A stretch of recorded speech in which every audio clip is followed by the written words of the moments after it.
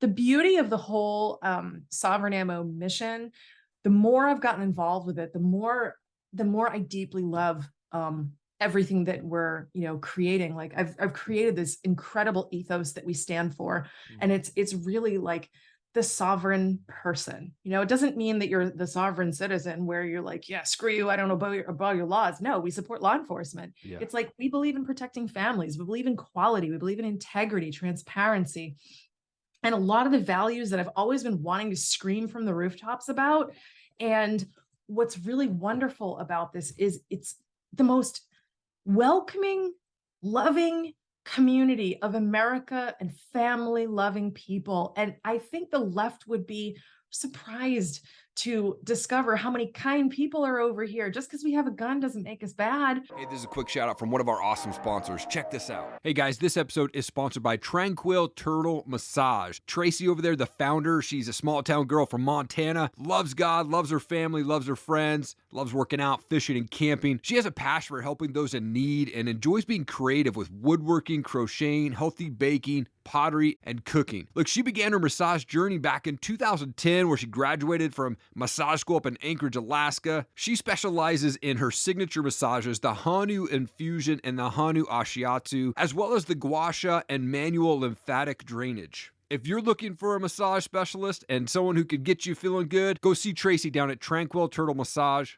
And while you're there, check out CDA Microblading, offering Coeur d'Alene's best tattoo brows, plasma fibroblast, tightening, and PMU services right there in the heart of downtown Coeur d'Alene. Make sure you book your appointment at pnwmobilemassage.com.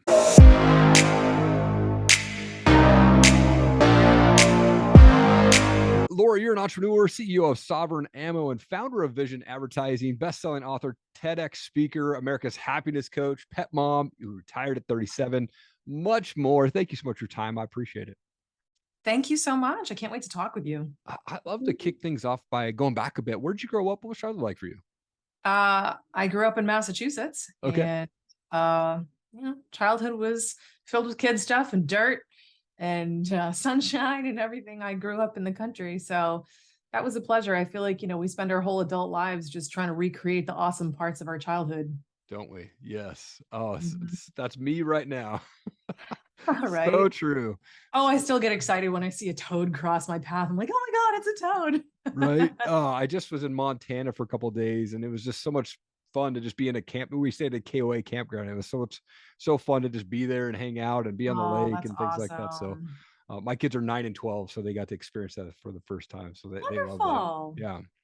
I That's mean, great. you're successful in life right now, but you went through a time where you had self-doubt, you didn't know your worth, didn't know to pursue your dreams, and you kind of hated life, you mentioned. What was that moment though that changed that trajectory of your life and your mindset that's got you to be the person you are today?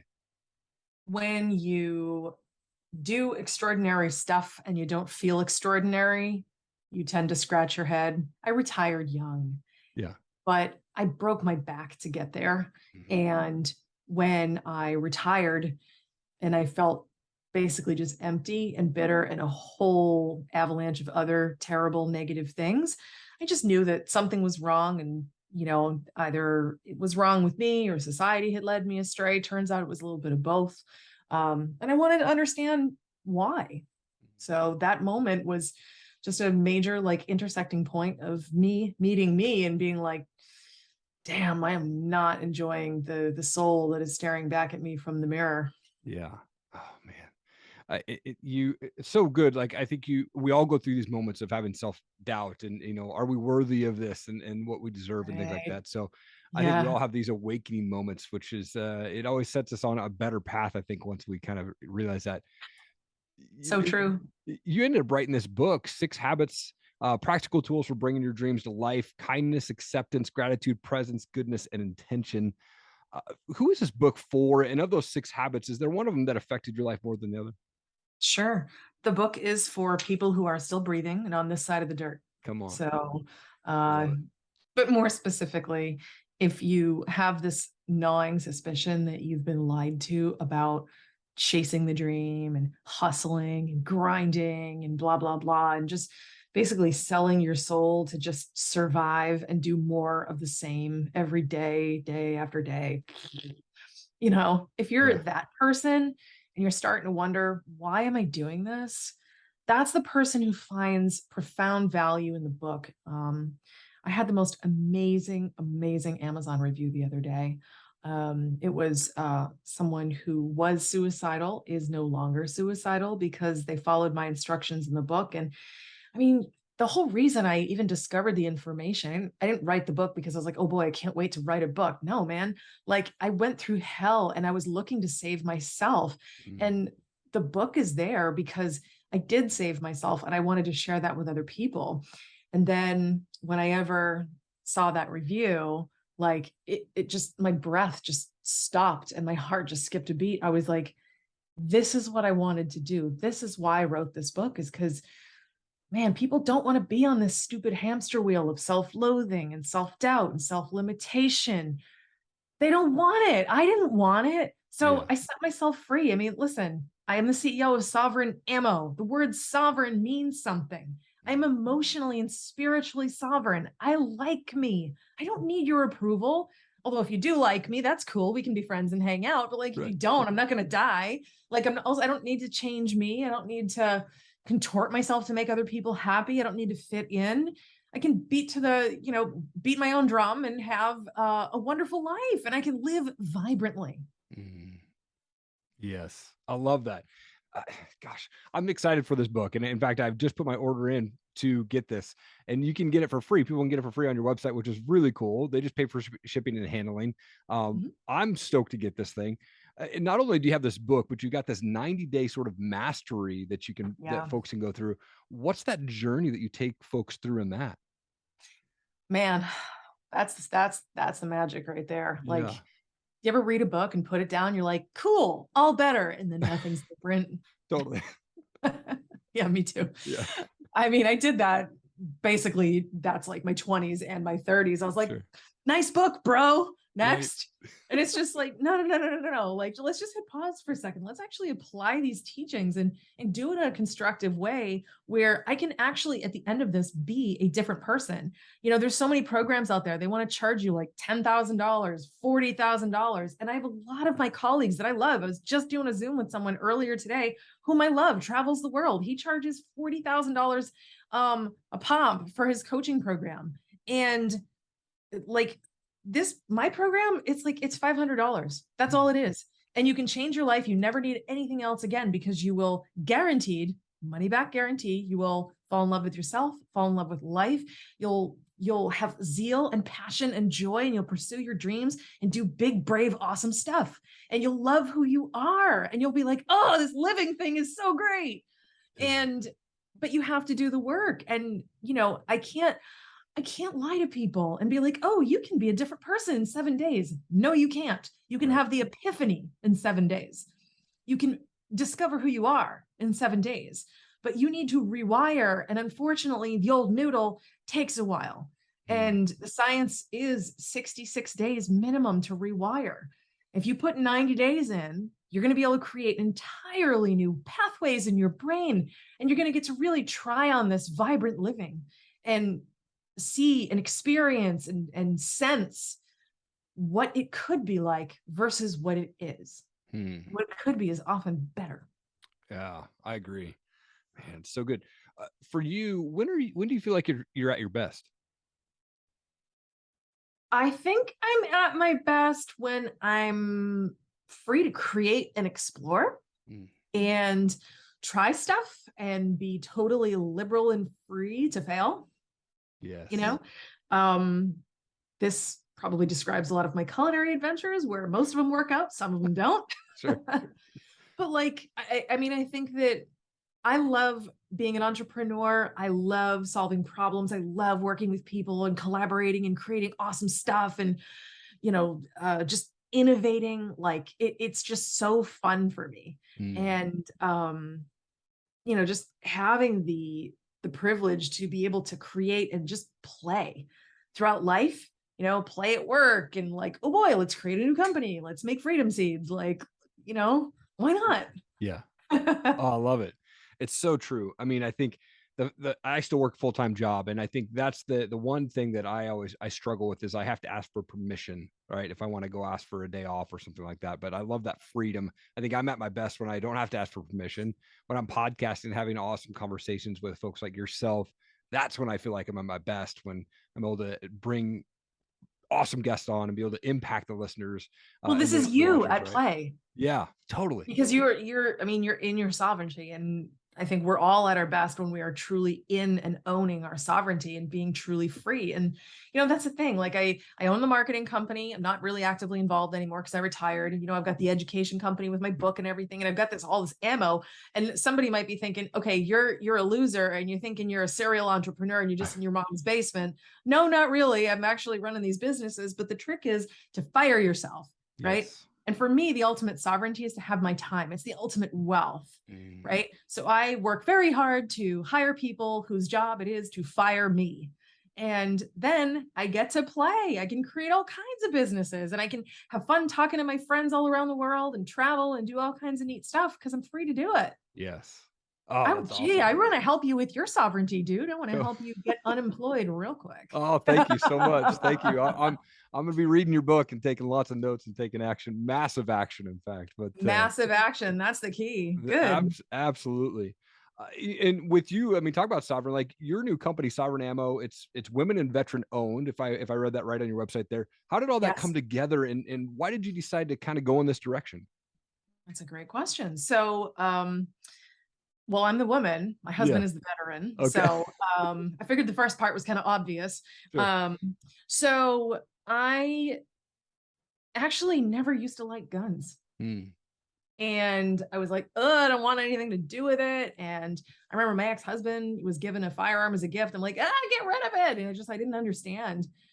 But things change, people change, situations cause you to change. And like retirement caused me to reflect COVID and all of that stuff and all of the ensuing restrictions and collateral damage done to me, society, my businesses, my dreams, everything. It really caused me to reflect.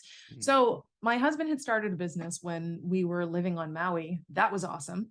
Until it wasn't. And then COVID came and his business was destroyed. My marketing company took a hit. My business partner got cancer, and it's like within a span of a couple months, I was watching so much of what I loved be taken from me, most notably my liberty. And I'm sorry, but I have such a problem with that. And I'm not going to be one of those people that is going to say lockdowns are a great idea. They were not. It caused more problems than it solved. I don't think it solved anything. I think I have always been the person who thought masks were stupid, but I was living in a place where if you weren't wearing a mask on the beach, they would give you a $5,000 citation and chase you down on an ATV to give you one. Like, Wow. come on. That's Like crazy. every scientist will tell you the solution is dilution. If this is airborne, best place you can be is outside. So it made no sense to me. It just got more and more intense. And we actually became afraid for our ability to provide for ourselves. And there was looting going on because there was a lot of things happening with people losing their jobs. 85% of the economy of Maui is based on tourism. When there's no tourists, how are these people going to eat? Wow. And they needed food. And by the way, it's 2,500 miles away from the nearest large landmass. So imagine my concern when the hotels were being looted and people were starting to get upset. We wanted to get a firearm just to protect ourselves, not to hurt anybody, or maybe go hunting if we had to go kill some dinner. Sure. Because we didn't know what the end point was going to be. Yeah. Nobody did, right? 2 weeks to flatten the curve of my ass. Yeah. So, like we just became concerned. And, when it became emotionally untenable for us to live there anymore, beautiful as it is, oh, my heart aches for that beautiful land and the sea every day. But my sovereignty is much more vital to me than pretty scenery. So we made the painful decision to leave. And in my husband wanting to protect us, he was like, well, what if I made ammunition for other people? what if I, just because in Florida you can actually buy guns and you can't do that in Hawaii. Yeah. So we got here, got some firearms and stuff like that, and properly licensed, of course. Sure. He's like, well, I can make ammo, because there was a big ammo shortage. And then I ended up getting involved because I have this lengthy business history. And what I do as a big part of the coaching work that I do is I work with my entrepreneur clients to help them get their businesses off the ground, become the people they need to be in order to run the business and have it not run them, and not make the same stupid mistakes that I did that caused me to hate my life. So, so I just realized it's like, well, I've always wanted to work with my husband and my best friend, and he needs all my skills, and I really want to see him be successful. And also, damn, this really aligns with my beliefs. Turns out I'm all about this sovereignty thing. Come on. You know what? I'm in. So here we Yeah. are. Oh, wow. Well, gosh, I love the story. I mean, yeah, like you mentioned, like Maui's beautiful, but their lockdowns were Stunning. crazy. I think I lucked out here where I'm at in Coeur d'Alene, Idaho. We're kind of like, what's this COVID thing the whole time? There was no mask restriction. There was nothing going on out here. Yeah, I We had a California friend of mine hiding in Idaho like almost the whole yeah. time. Costco was the only store that required a mask, and it's because they're headquartered out of Seattle area. But they kind of shut that down the beginning of 2021, but they had it for a good 6 months. And like, if you wanted to go to Costco or get in, you had to wear that mask. It was just weird to see that happening up here. But Yeah, it was weird when I got here, like had a lot of freedom, but there was a lot of places that threw me out for not wearing a mask. And I'm like, that's really, cool. I'm going to take my business to freedom loving businesses that aren't yeah, going to trample on my liberty. Like, wow, just because I don't agree with you doesn't mean I have to actually abide by your insanity. Like, I don't. yeah, And like, at what point did we decide like a 400-pound person who's had a vaccine is healthier than like a 100-pound person who's in great shape and eats veggies is unhealthy? come on, Come on. yeah, yeah, No. It was all fear mongering and just ridiculousness. But the beauty of the whole sovereign ammo mission, the more I've gotten involved with it, the more I deeply love everything that we're creating. Like I've created this incredible ethos that we stand for, and it's really like the sovereign person. It doesn't mean that you're the sovereign citizen where you're like, yeah, screw you, I don't know about your laws. No, we support law enforcement. yeah, It's like we believe in protecting families, we believe in quality, we believe in integrity, transparency, and a lot of the values that I've always been wanting to scream from the rooftops about. And what's really wonderful about this is it's the most welcoming, loving community of America and family loving people. And I think the left would be surprised to discover how many kind people are over here. Just because we have a gun doesn't make us bad. yeah, It's like, that's the crazy thing about firearms. It's like, yes, they're fun at the range. And yes, you might like to go hunting. I myself do my hunting at the grocery store. But like, I wish more people understood that it's to prevent me from getting hurt. It's not so I can hurt you. I don't want to hurt you. yeah. I would never want. I cry when I step on a lizard by accident. Come on. It's so crazy. Yeah. I mean, I'm a proud gun owner. I mean, and I think that the rights of gun owners have definitely been under attack the last couple of years. And I think in the next 2 years of the current world, we could see this even get worse. But what do you think is going to happen over the next 2 years being in your industry? Are you seeing things getting more restricted, or are you seeing things kind of leveling out at all? Um, it could go either way. Yeah. Really depends on the way the midterm elections go. Mhm. There, now listen, a lot of people would love to argue this point that no, there's no such thing as election cheating. Yes, there is. Even when your guy wins, cheating happens in elections. It just does. Okay. Yeah. The scale of which can vary per election, but there's a lot on the line for the left, and they have a lot to lose. And right now they've got a lot of control, and people who have control generally don't like to give it up. So, my assumption will be that there's going to be a hell of a battle in November. And if for some reason, if the country stays blue, our civil liberties are going to die. Yeah. If it goes red, then they will see the appropriate shift in power that our founding fathers had in mind. I mean, here's the thing: having a Democrat leadership for a while is a good thing. Having a Republican leadership for a while is a good thing. It's because when you have too much of one thing, you end up having an extremely unhappy populace, right? Yep. But when you actually have, you know, both sides, you end up having like the tipping of power and it goes back and forth. And if you take, remember the Jacob's Ladder little game, like the little guy always got to the top, right? Yeah. And that's what we do as a society when we have, you know, the left and the right exchanging power back and forth. We do collectively win, even if we always have to give something up. But right now, there is a cataclysmic destruction of civil liberties, including our rights to protect ourselves. Yeah. And if left unchecked, we're in trouble. Yes. Gosh. Yeah, it's crazy. I love to, like I said, I'm a proud gun owner. I'm a P3, a SIG fan myself. P320 is what I carry. My wife has a P365. For you, what's a favorite gun to shoot? Um, well, I have to be mindful of the puns because I'd be, well, shoot. Dude, the puns are dropping like bombs at my office. It's yeah, welcome to the Punderdome. It's bad. You know, I have a 9mm CZ. That's my favorite one to carry. Yeah. But going to the range, I love my rifles. That's a lot of fun. I just love, you know, especially love like the metal targets. Ding, ding. Yeah. It's a good time. It's a really good time. Yeah, absolutely. I have the Saint AR, and I love to shoot that thing. We took it up to the mountains this last year, and I was shooting a target that was tied to a tree. It was a smaller tree, but it literally shot through the tree, and the tree timbered next to me. And all these guys that were with me, they were like, "Erik, it's gonna hit you." And I was watching the whole time, just kind of timber next to me. It was the wildest thing I've ever seen. But it was cool to say I shot down a tree with my gun. I'm not that I'm a tree killer, but it was fun to see that happen. I myself, I'm a tree hugger, so Yeah. I would have been like, ah! Right. Yeah.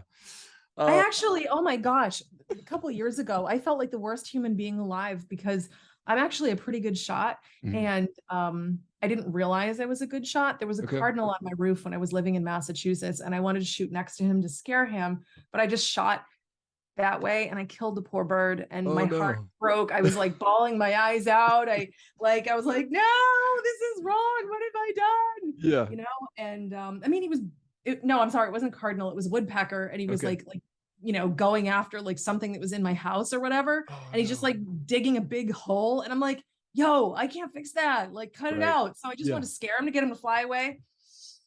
Well, anyway, had a tiny birdie funeral and cried a lot of tears, said some prayers, felt like the biggest turd. So no, I'm not a hunter. Right. Okay. That's awesome. What are you most excited about right now for 2022? Oh, shoot. See what I did there? I have so many awesome things to be excited about. I mean, the universe and God, like everything is just like deluging me with like tons of gifts and prosperity and wonderful people. I mean, I would say I was invited to be in 2 documentaries, and those are going to be released in September. So I'm very excited about that. We're negotiating our first national retailer deal right now. They're excited to be a big fish in a tiny pond. And I'm like, cool, I'm excited to have a big fish. Come on in, the water's fine. So like, there's just, I don't know, there's just so many awesome stuff. And, you know, like I still have my coaching clients, and I still have, you know, my speaking engagements where I get to, you know, inspire people. And the thing is, like, sovereignty for me, that's the core of everything that I do. It could be bullets, could be personal development, could be money and time. It doesn't matter. Sovereignty is sovereignty. So my biggest excitement is the enormity of the whole thing and all the fun I get to have with the variety of my interests. Come on. That's awesome. Yeah. I love Well, I have ADHD. The idea of picking one thing is just horrific to me. It's like, which flavor of ice cream would you like to have for the rest of your life? I don't know. Who could decide such a thing? Yeah. Yeah, exactly. I'm a big fan of music, so I love to finish the show off by asking the question, like, who's a favorite band for you, or do you have a favorite type of music you like to listen to? I like reggae a Reggae. lot. Okay. Okay. Yeah, I'm not a pothead, and yet I love reggae. There's a couple bands I really like, but my favorite one is Iya Terra. You should check them out. It's a really great rhythm, excellent musicianship. It's just really, really good music. But I like the lyrics because they're actually very positive, very uplifting. And you know how a lot of lyrics, they can be about drugs or sex or violence, or I lost my dog and my washing machine and my wife, and shut up. No, give me something positive that vibes with like where I am as a positive being. And this band in particular, I've seen them twice now. They're so amazing. So And they're cool. just so positive. Like, I'm like, this feels like much funner than church, but kind of feels like church because it's so darn awesome. And it's like, yeah. So I'm going to have to check them out for sure. yeah, they're really good. Awesome. I read something on your website too, that you're a fan of dad jokes. Do you have a favorite dad joke you can share? Let me go flipping through the database. Love it. Oh God, I have so many. I wouldn't even know where to start. I'm more of like in the moment, but like lately, like I could just fire them at you. Okay. I mean, there's so many. I just posted one to LinkedIn. LinkedIn is where I talk about ammo the most. Yeah. But I just posted one the other day. Oh, I know what it was. I showed a flat lay of my really nice pro camera with some ammo and, you know, my lenses and all this other stuff. And I was like, I'm shooting some ammo. I love it. That's awesome. And it was awesome because my people showed up in the comments. I was getting slaughtered by all the dad jokes. And I was like, these are my people. Let's get together and swap dad jokes. Come on. That's amazing. Laura, such an honor to have you on my show. I love what you're doing. I love your mission. You are an absolute world changer. Thank you so much for taking time and joining me on the show today. It's been fun. Thank you. Thank you Erik. so much for checking out the show today. I really appreciate you taking the time out of your day to take a listen or a watch. It's truly an honor to be able to speak with such amazing guests, and I hope that they've made an impact on your life in some way, shape, or form. And you could do me one big favor that would be huge. Click that subscribe button, and then second favor, hit that share button. Thank you so much for taking the time. I appreciate you. Keep changing the world. I believe in you.